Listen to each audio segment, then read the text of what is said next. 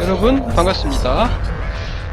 지난 시간에 우리는 1절 무역의 기본 개념과 관련해서 무역이란 무엇인지, 그리고 무역의 필요성, 그리고 무역의 성격, 그리고 무역의 이익에 대해서 살펴봤고요.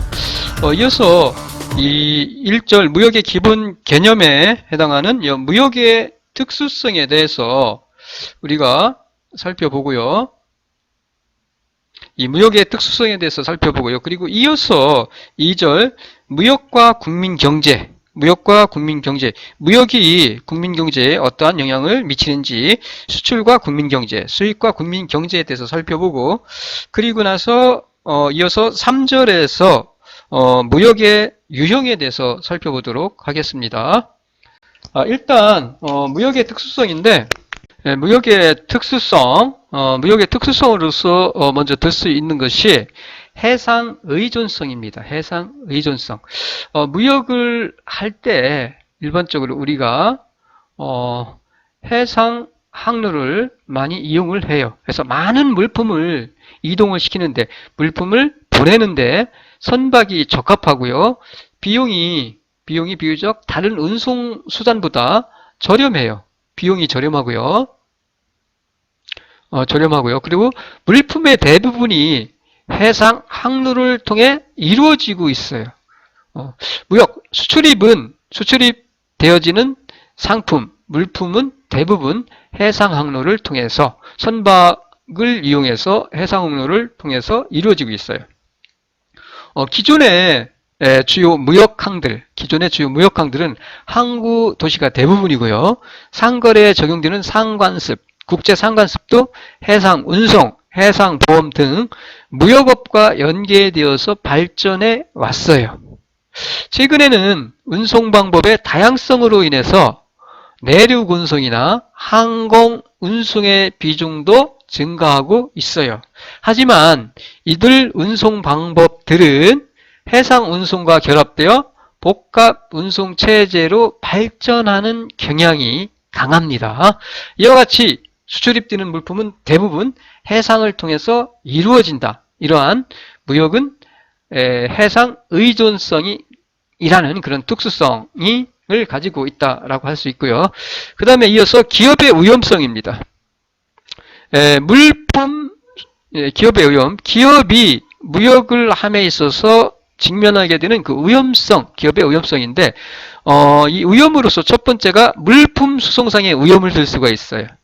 물품을 수송하는데 있어서의 그 위험. 무역 거래를 할 때 장거리 운송, 보통 장거리 운송이죠. 국가와 국가 사이의 장거리 운송이라든가, 그리고 보관이 불가피합니다. 보관이. 따라서 이 물품 자체의 변질이나 부패는 물론 도난을 당할 위험도 있어요. 도난을. 이러한 위험들이 국내 거래보다 훨씬 크고요. 이러한 그 노출이 크다는 얘기죠. 변질될, 부패될, 도난당할 위험이 국내 거래보다 많이 노출된다는 얘기예요. 따라서 이러한 위험을 갖다가 해결하기 위해서 생겨난 것이 바로 손해보험이라든가 해상보험제도라고 할 수 있죠. 이러한 그 위험을 해결하기 위해서 어떻게 손해보험, 해상보험제도가 운영되고 있다라는 얘기입니다. 두 번째 위험은 물품 대금 결제상의 위험이에요. 물품 대금 결제상의 위험. 자, 수입업자가 어떻게 대금을 지급을 거절을 하거나, 혹은 대금을 지급할 수 없는 그 지급 불능 상황에 빠질 수 있는 그런 지급 불능 위험, 지급 거절이나 지급 불능 위험으로 인해서 대금 회수 문제가 발생할 수 있다라는 얘기죠. 이게 바로 뭐예요? 물품 대금 결제상의 위험이라는 그런 특수성이 존재한다는 얘기예요. 이러한 위험을 회피하기 위해서 생겨난 것이 뭐예요? 수출보험제도죠. 수출보험제도. 대금 지급 거절이나 지급 불능 상태에 빠졌을 때 수출자를 보호하기 위해서 생겨난 것이 바로 수출보험제도. 이러한 그 수출보험제도 등이 운영이 되고 있고요. 그리고 또 하나 위험은, 기업의 위험으로서 환율 변동으로 인한 환위험, 외환 위험이에요. exchange risk, 외환 위험, 줄여서 환위험 혹은 상품 가격 변동 위험이에요. 자, 환위험은 쉽게 말씀드리면 환율이 변동하면은 자, 수출을 해요, 내가.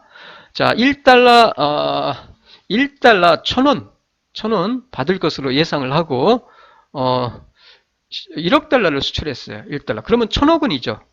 1,000억 원. 1달러 환율이 1달러 1,000원인데 생각하고 계약할 당시에 1달러 1,000원인데 1억 달러치를 수출을 했으면은 수출 대금으로 받을 수 있는 것을 1억 달러를 받아서 환전을 하면은 1,000억 원을 받을 수 있다라고 우리가 생각을 할 수 있겠죠. 근데 환율이 변동해. 환율이 1달러 1,000원에서 계약을 하고 수출 물품을 보내고 수출 대금을 받았어요. 받았는데 환전을 하니까 할 때 됐는데 환율이 1달러 1,000원에서 예를 들어서 1달러 900원으로 떨어졌다. 그러면은 1억 달러로 받은 대금을 은행에 가서 환전을 하면은 1,000억 원이 아니라 900원, 100억 원 줄어들죠. 이와 같이. 이러한 그 환위험, 환율 변동으로 인해서 환위험이 발생할 수 있다는 얘기예요. 혹은 상품 가격의 변동 위험이죠. 자, 내가 수출을 해요. 수입을 하는 걸로 예를 들게요. 수출을. 자, 제품을 만들기 위해서 어떤 부품을 수입을 해 오는데 그 부품이 1달러짜리예요. 1달러. 환율이 1달러 1,000원이에요. 그래서 1달러짜리 부품을 1억 달러어치 수입을 해 오는데 그러면은 1달러 1,000이니까 1,000억 원이 들어가죠. 1억 달러어치 부품을 수입하는데 환율이 1달러 1,000이니까 1,000억 원으로 어떻게 1억 달러어치 부품을 수입할 수 있겠죠. 그런데 계약을 하고 수입 대금을 지불하려고 하는데 환율이 1달러 1,000원에서 1달러 1,100원으로 만약에 상승을 했다. 자, 1달러 900원에서 수입을 하는데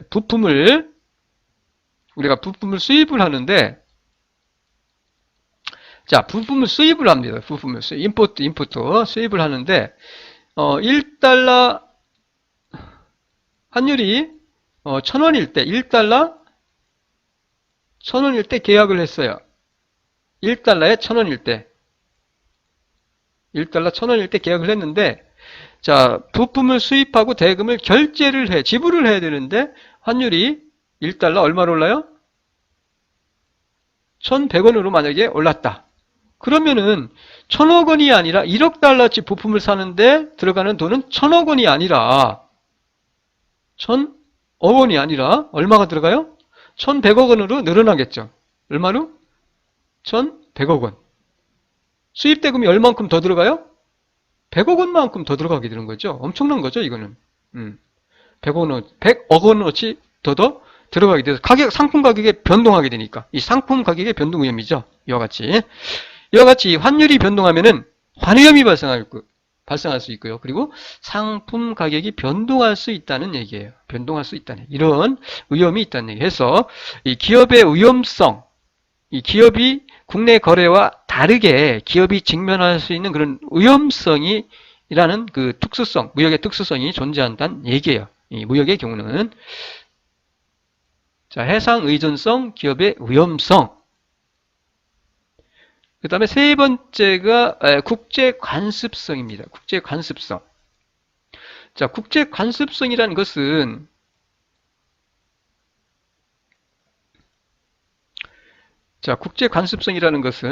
국제 간에 이루어지는 무역 거래는 국가마다 상관습, 언어, 상거래 법규가 다르기 마련입니다. 달라요.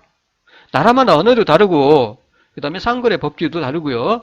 상관습도 달라요. 따라서 어떻게 상대 국가들의 이러한 그 특수성을 숙지하지 못할 경우 어떻게 무역을 하다가 추후에 분쟁이 발생할 수도 있다라는 얘기입니다. 따라서 어떻게 이러한 위험성, 분쟁을 사전에 예방하기 위해서 생겨난 것들이 있어요. 그래서 국제 상관습상의 통일화를 위해서 어떻게 국제 상업회의 있습니다.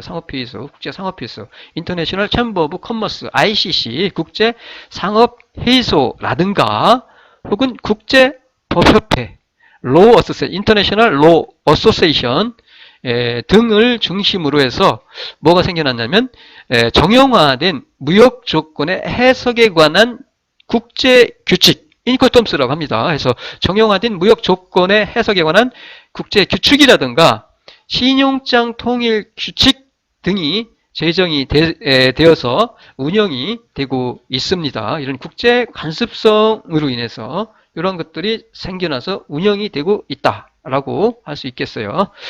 그리고 네 번째, 산업 연관성입니다. 산업 연관성. 자, 무역은 국가의 산업 구조와 불가분의 관계에 있어요. 국가의 그 나라의 산업 구조와 무역은 밀접한 관련이 있다라는 얘기입니다. 연계되어 있다는 얘기예요. 그래서 수출 증가는 어떻게 됩니까? 수출이 증가하면은 국내 산업이 발전하겠죠. 생산이 증가하고 산업이 발전해요. 그리고 고용이 증가하고 당연히 고용이 증가하고 생산이 증가하니까 국민 소득 증가로 이어지게 되죠. 이런 긍정적인 효과가 있어요. 그 반면에 수입이 증가하면은 관련 산업의 위축을 가져오겠죠.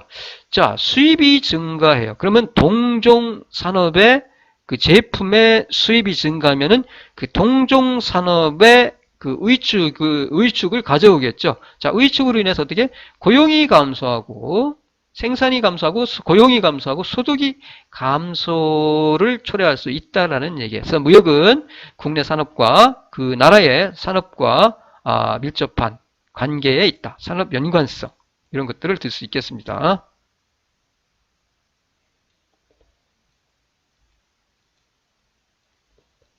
자, 이상으로 1절 무역의 기본 개념에 대해서 앞에서 설명드린 무역이란 혹은 무역의 필요성, 무역의 성격, 무역의 이익, 그 다음에 무역의 특수성에 대해서 설명을 드렸고 이어서 2절 무역과 국민경제, 무역과 국민경제는 어떠한 관계에 있는지 어떠한 영향을 미치는지에 대해서 살펴보도록 할게요. 먼저 수출과 국민경제입니다. 수출과 국민경제.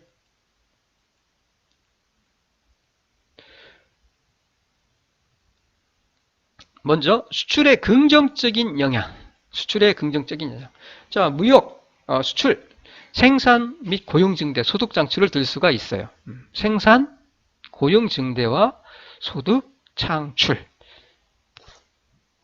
자, 수출은 해당 재화의 생산 증대 뿐만 아니라 동재화의 생산과 관련된 산업의 생산 활동을 촉진하게 되죠. 그리고 그로 인해서 고용을 창출하게 돼요. 고용을. 자, 수출은 해당 재화의 생산 증대뿐만 아니라 그 재화와 관련된 재화의 생산과 관련된 산업의 생산 활동을 촉진시켜요. 그로써 어떻게? 생산 활동을 촉진시키니까 고용을 창출하게 되죠. 이런 긍정적인 효과가 있어요. 이러한 고용 창출 효과는 자본 집약 산업보다는 오히려 노동 집약 산업에서 크게 나타나고요.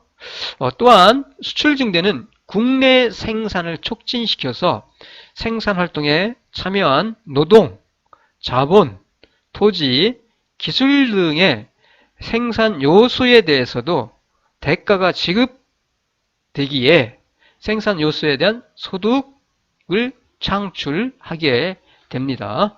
이와 같이 수출은 생산, 고용 증대, 소득을 창출한다. 이러한 영향을 미치고요. 그리고 두 번째는 산업구조의 고도화를 실현한다는 거죠. 수출은. 자, 수출은 비교 우위 제품의 특화함으로써 대량 생산으로 규모의 경제가 실현되죠. 앞에서 설명을 드렸는데 비교 우위에 있는 제품에 노동과 자본을 집중함으로써 생산하는 것을 특화라고 했어요. 그래서 수출은 비교 우위 제품의 특화함으로써 대량 생산으로 생산이 증가하고 생산량이 증가하다 보면은 생산 규모도 커지게 되죠. 그러면서 이 대량 생산으로 규모의 경제가 실현하게 돼요. 그래서 규모의 경제가 실현하고 그러면서 어떻게 산업구조도 이 산업구조의 고도화에 기여한다는 얘기입니다. 그래서 많은 수많은 해외 시장에 대한 수출, 많은 해외 시장에 대한 해외 시장에 대한 그 많은 수출은 어떻게? 수출이 많이 이루어지게 되면은 국내 생산은 증가하게 되죠, 당연히. 그러면은 생산량이 증가하다 보니까 생산 규모도 커지면서 규모의 경제로 인해서 생산비가 절감되죠. 즉, 규모의 경제 효과가 발생하게 돼요. 규모의 경제로 생산비가 절감하게 됩니다. 그러면 경쟁력을 강화할 수 있게 되겠죠. 경쟁력 강화.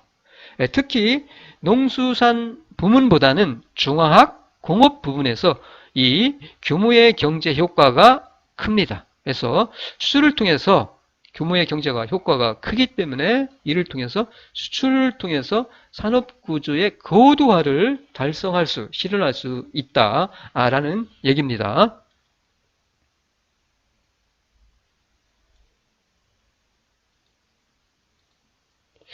그 다음에 수출의 긍정적인 효과로서 외화 공급의 원천이죠. 외화 공급의 원천. 자, 외화를 공급하는 그 원천이라는 얘기예요. 원천. 자, 지속적인 경제 성장을 하기 위해서는 그 필요한 원자재나 시설재 등의 그 수입 결제, 자국 통화의 교환성 보장, 외채 지급 준비 등을 위해서는 필연적으로 뭐가 필요해요? 외화가 필요하죠. 자, 원자재 수입하고 시설재 수입하면은 그 대금에 대해서 결제를 해야 되겠죠. 그리고 자국 통화의 교환성을 보장하고 외채 지급, 채무죠. 외국으로부터 들여온 채무, 빌려온 그 채무에 대한 지급, 준비 등을 위해서는 필연적으로 외화가 필요해요. 외화가. 자, 이러한 외화의 조달은 어디에서요? 무역 외 거래나 외국으로부터 자본 도입으로 가능하죠. 자, 무역 거래나 혹은 무역 외 거래나 무역 거래나 외국으로부터의 자본 도입에 외화 조달은 수출이죠. 결국은 수출을 통해서 자본 조달 어떻게? 수출을 통해서 조달해야 되겠죠. 자, 수출을 통해서 조달해야 돼요. 결제하기 위해서 외화가 혹은 외국으로부터 무역 외 거래나 혹은 외국으로부터 자본을 도입함으로써 가능하겠죠. 하지만 보다 근본적이면서도 국민 경제 발전에 기여하는 방법은 결국은 수출을 통한 외화 획득이에요. 수출을 통한. 자, 무역 외 거래, 무역이 아닌 다른 방법을 통한 거래를 통해서 외화를 벌어들이거나 혹은 외국으로부터 자본을 도입함으로써 어떻게 외화를 조달할 수 있을 거예요. 근데 이런 것보다는 수출을 통한 외화 획득이 바람직하다는 얘기입니다. 그래서 수출은 외화 공급의 원천이다 라고 할 수 있고요. 그 다음에 수출은 경기를 조절하는 데도 활용이 됩니다. 자, 수출은 국내 경기에 완충적인 조절 기능을 수행합니다. 수출은. 자, 만약에 국내의 수요가 둔화될 때, 수요가 안 좋아요. 점점점 수요가 나빠져. 그러면은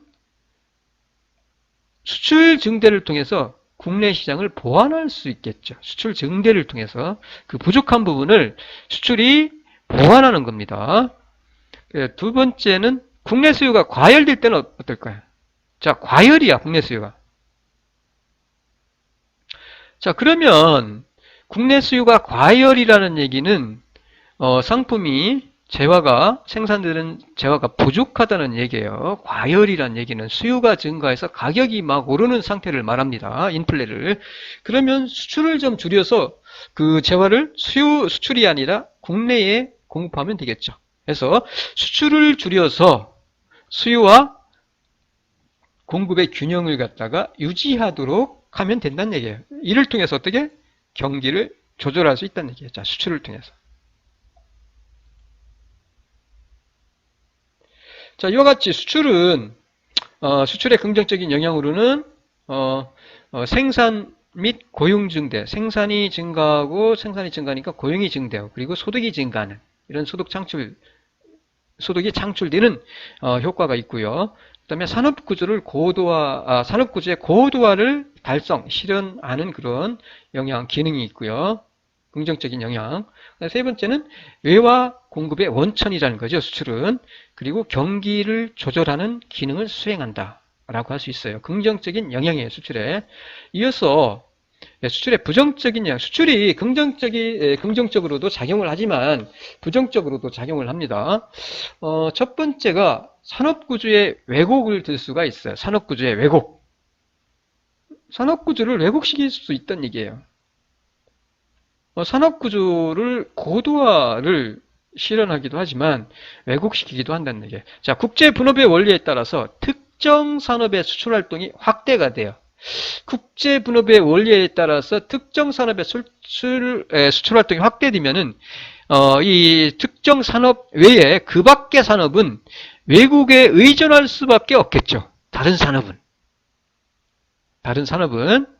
자, 그러나 돌발 사태가 발생하여 외국으로부터 수입이 곤란하게 될 경우, 그러면 국가의 국민 경제는 막대한 영향을 받게 되겠죠. 예를 들어서 농업 같은 경우 우리도 이 농수산물 수입 비중이 상당히 큰데 자금률이 낮아요. 우리도. 자, 2차 산업 공업에 우리가 특화를 하다 보니까 특전사의 그 공업의 수입 활동이 확대가 되면서 농업 부분은 우리가 외국에 의존할 수밖에 없는데, 만약에 어떤 돌발 사태가 발생해서 식량을 수입하지 못하게 된다. 그러면은 우리나라 국민 경제는 큰 영향을 받게 되겠죠. 그런 얘기입니다. 특히 사회 간접 자본과 같은 기간 산업의 경우 치명적일 수밖에 없어요.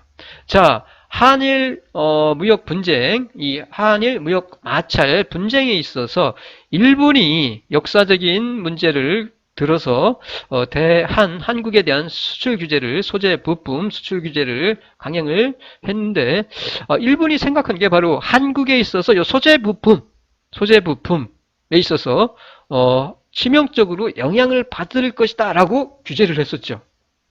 자, 많은 부분을, 소재와 부품을 우리가 일본의 많은 부분을 의존을 하고 있어요. 사실. 자, 의존을 하고 있으니까 일본이 수출규제를 하면 한국의 산업은 치명적인 타격을 받을 것이다 라고 생각을 했어요. 그들이. 자, 이와 같이 어떻게 사회 간접 자본과 같은 기간 산업의 경우는 치명적인 영향을 받을 수 있다라는 얘기예요. 따라서 각국은 비교 열의 산업이라고 하더라도 어떻게 국민 경제에서 차지하는 비중이 큰 경우, 비록 비교의 산업이 아니에요. 비교 열의 산업입니다. 하지만 이 비교 열의 산업이 국민 경제에 차지하는 비중이 큰 경우, 이런 경우는 어떻게 그 산업에 대해서 정책적으로 보호하고 육성할 필요가 있다라는 겁니다. 이를 통해서 어떻게 국가 전체로 보면은 자원의 효율적 배분을 왜곡시키는 결과를 초래할 수 있다는 얘기예요.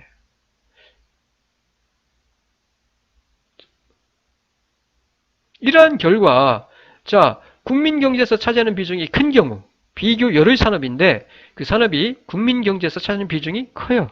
그래서 어떻게 그 산업에 대해서 정책적으로 보호 육성하는 경우가 있어요. 비교의 산업을 육성을 통해서 경제 성장을 달성을 해야 되는데, 산업을 고도화시킴으로써 산업 구조를 튼튼하게 해서 나가야 되는데, 이러한 비교율 산업을 보호 육성을 함으로써 어떻게 돼요? 결과적으로는 국가 전체로 보면은 자원의 효율적인 배분을 왜곡시킬 수 있다라는 얘기예요. 이러한 결과를 초래한다는 얘기입니다. 수출의 부정적인 영향이에요.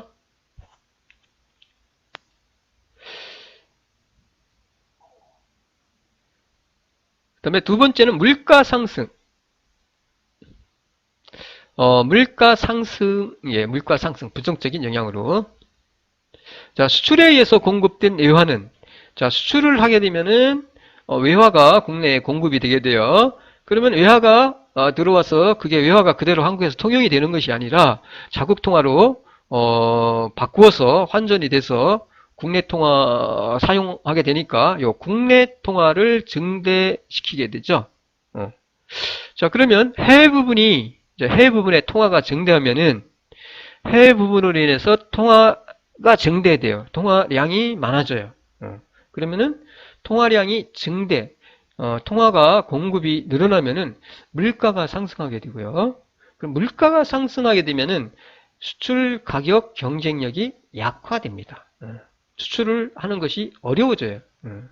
결국 수출 증가는 물가 상승에 따른 국제 경쟁력 약화를 초래합니다. 약화를 초래할 수가 있어요. 그래서 각국은 수출 증가에 따른 국제 수지 흑자를 관리하고 있어요.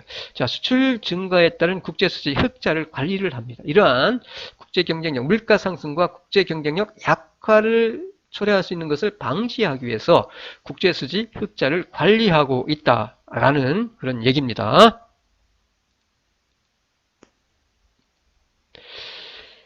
자, 두 번째, 수출의 긍정적인 효과, 부정적인 효과로는 산업 구조를 왜곡시키는 이런 효과가 있고요. 그 밖에 산업에 의존할 수밖에 없고, 그 의존할 수밖에 없는 그 비교열에 있는 산업이 국민 경제에서 차지하는 비중이 클 때 보호 육성을 하게 되면은 전체적으로 산업을 왜곡시키는 그러한 효과, 왜곡시키는 부정적인 효과가 있다라는 것. 그 다음에 물가 상승을 초래한다는 것이죠. 예, 부정적인 영향.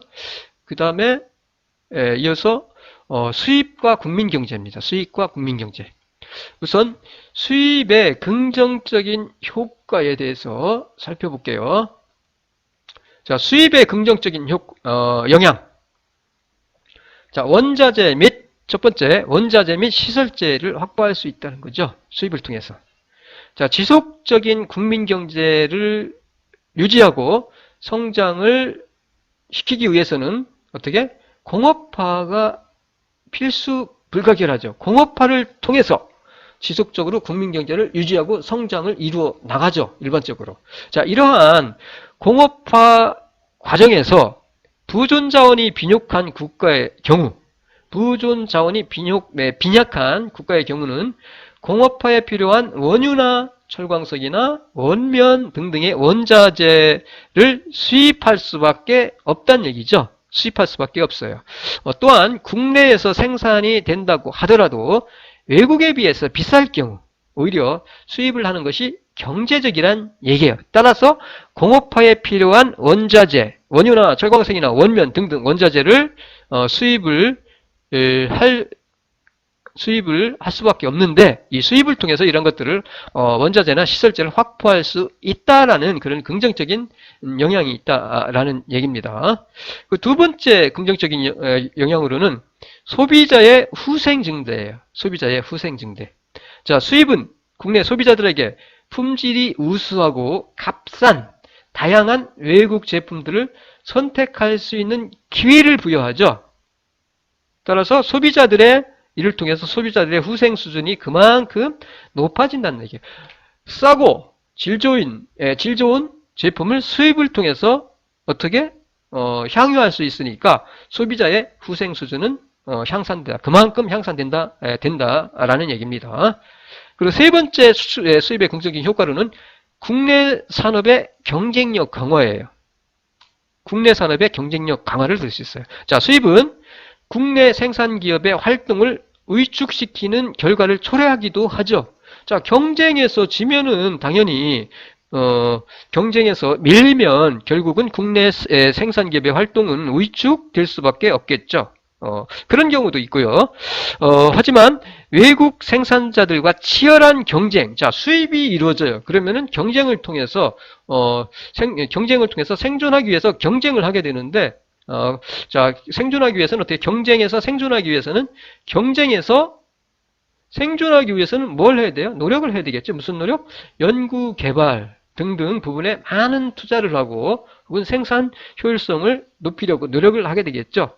곧 이러한 것들은 연구 개발 부분에 대한 많은 투자를 하게 되는데 경쟁에서 생존하기 위해서 연구를 하게 되죠. 그러면은 어떻게 돼요? 이런 것들이 바로 신제품을 개발을 하거나 생산비를 절감할 수 있겠죠. 그러면은 그 해당 산업의 경쟁력은 강화되겠죠. 이러한 수입은 국내 산업의 경쟁을 촉진시켜서 국내 산업의 경쟁력을 강화시키는 그러한 효과도 있다라고 말씀을 드릴 수 있겠습니다.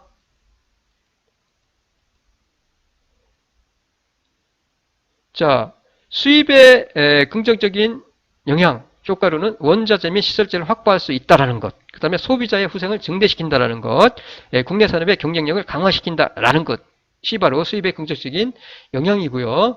그리고 반면에 부정적인 영향도 있는데 수입에 첫 번째가 국내 산업을 위축시킨다는 얘기예요. 위축. 앞에서 잠깐 말씀을 드렸지만 자국 산업이 경쟁력을 갖추지 못한 상태에서 어떻게 외국 제품의 무제한적 수입. 자, 국내에